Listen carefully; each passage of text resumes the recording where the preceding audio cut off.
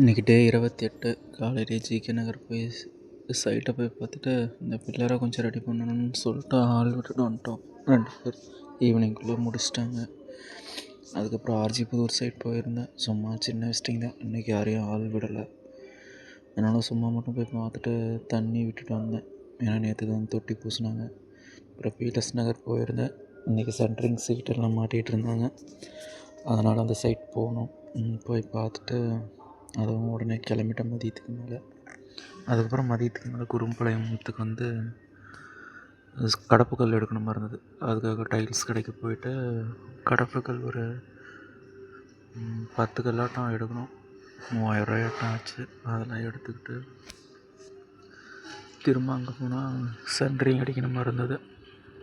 ஆனால் இது முடித்தா தான் இன்றைக்குள்ள வேலையை முடிக்கணும்னு சொல்லிட்டு நைட்டு 6:30 வரைக்கும் இருந்து எல்லா வேலையும் முடிச்சுட்டு தான் கிளம்பணும். பரவாயில்ல, நான் நினச்ச மாதிரியே இன்றைக்கி எல்லா வேலையும் நடந்தது. இன்றைக்கி ஒரு டே 28 கம்ப்ளீட் ஆகிடுச்சு. நாளைக்கு பார்க்கலாம்.